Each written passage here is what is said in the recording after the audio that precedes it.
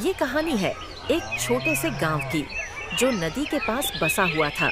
इस गांव में ज्यादा लोग तो नहीं रहते थे, परंतु यहाँ के लोग बड़े ही प्यार से एक दूसरे के साथ रहते थे।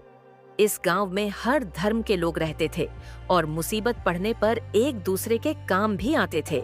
इस गांव का नाम सहारनपुर था। सहारनपुर गांव में एक धनिया नाम का व्यक्ति रहता था। धनिया बहुत गरीब था।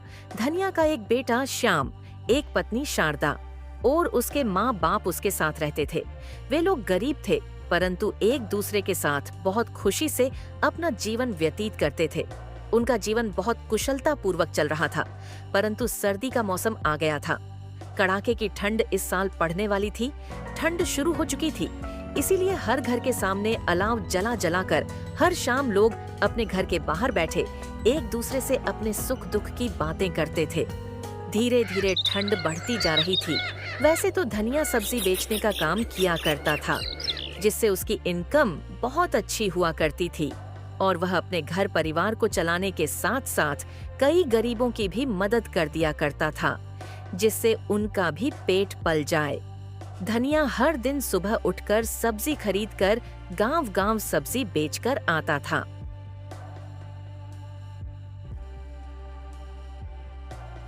एक रात गांव में कड़ाके की बारिश हुई। बारिश इतनी हुई कि अगले 3 दिनों तक बारिश ने थमने का नाम नहीं लिया। गांव का कोई बच्चा भी घर से बाहर नहीं निकला। 3 दिन के बाद जब बारिश रुकी तो सारी सब्जी का नाश कर चुकी थी। सब्जियां महंगी हो गई थीं, इसलिए उन सब्जियों को ज्यादा लोग नहीं खरीद पाते थे। तभी धनिया ने गांव में सब्जी बेचते हुए सोचा, मंडी से सब्जियां खरीदने के बाद मैं जंगल से कुछ लकड़ियां भी काट के ले आऊंगा, तो सब्जियों के साथ साथ लकड़ी भी बिक जाया करेगी, तो मेरी कमाई थोड़ी हो जाएगी। पिताजी का इलाज ठीक से हो जाएगा और घर का राशन भी आ जाएगा। मैं आज ही जंगल जाता हूं, कुछ लकड़ियां आज और कुछ कल काट लाऊंगा। सब्जी ले लो सब्जी, ताजी ताजी सब्जी, आलू गोभी भिंडी टमाटर। सब्जी ले लो सब्जी, सब्जी ले लो, ताजी ताजी। धनिया अपनी सब्जी का ठेला घर रखकर लकड़ियां काटने जंगल की ओर चल दिया और कुछ लकड़ियां ले आया और घर रख दी। धनिया हर दिन जंगल से लकड़ियां काट के ले आता और घर रख के चला जाता। शारदा गांव वालों को लकड़ियां बेच के कमाई कर लेती। उसका घर और धनिया के पिता का इलाज बहुत अच्छा चल रहा था। एक रात अचानक धनिया के पिता की हालत बिगड़ी। धनिया घबरा गया और गांव से डॉक्टर को बुलवा लाया। डॉक्टर ने इलाज किया और धनिया को साफ साफ कहा, देखो भाई धनिया, तुम्हारे पिता की तबीयत ज्यादा खराब हो चुकी है। शहर ले जाने का भी कोई फायदा नहीं रहा। तुम्हारे पिता कुछ दिनों के मेहमान हैं, तो उनका अच्छे से ख्याल रखो। डॉक्टर की बात सुनकर धनिया फिक्रमंद हो गया, परंतु यह बात शारदा ने सुन ली थी। तभी शारदा ने कहा, सुनिए जी, मैं जानती हूँ पिताजी की तबीयत ज्यादा खराब हो चुकी है और डॉक्टर ने उन्हें शहर ले जाने से भी मना कर दिया है। लेकिन हम अपनी तसल्ली के लिए एक बार शहर जाकर अच्छे डॉक्टर से पिताजी का इलाज करवाते हैं। लेकिन शारदा, हमारे पास इतने पैसे नहीं हैं कि हम शहर जाकर पिताजी का इलाज करवा पाएं। मैंने मेरे पास इतने पैसे जोड़े हैं कि आप शहर जाकर पिताजी का इलाज करवा पाओ। मैं हर बार आपके दिए हुए पैसे में से कुछ पैसे जमा करती थी, जिससे हमें मुसीबत में किसी से उधार नहीं मांगना पड़े। इसलिए आप उन पैसों को लेकर जाइए और पिताजी का इलाज कराकर लाइए। मुझे पूरा भरोसा है पिताजी ठीक हो जाएंगे। घर की चिंता आप मत कीजिएगा। मैं मम्मी और हमारे बेटे का पूरा ख्याल रखूंगी।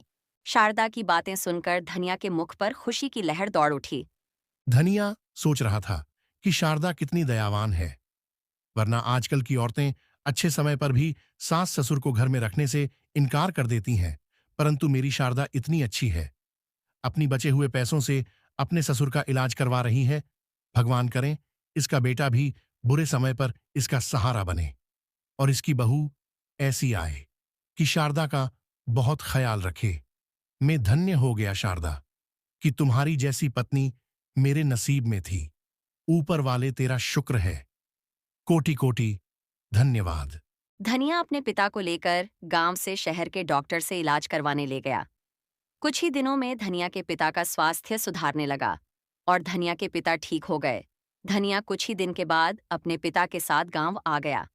गांव वालों को शारदा की यह बात पता चली तो हर एक व्यक्ति शारदा के पास आया और खुशी के साथ शारदा से कहा, धन्य हो बेटी, तुम्हारे जैसी पत्नी और बहू ऊपर वाला हर किसी को दे। तुमने तो बहुत अच्छा काम किया है। पूरे गांव की हर बहू को तुमसे सीखना चाहिए। इस तरह एक बहू ने अपने पिता जैसे ससुर को मौत के मुंह से बाहर निकाल लिया। कुछ ही दिनों में धनिया के पिता स्वस्थ हो गए और धनिया का परिवार खुशी खुशी अपना जीवन गुजारने लगे। कहते हैं बहू घर की लक्ष्मी होती है। अगर घर में सुशील बहू आ जाए तो उसकी कीमत हर सास ससुर को समझनी चाहिए और बहू को भी अपने सास ससुर के साथ अपने माता पिता की तरह व्यवहार करना चाहिए।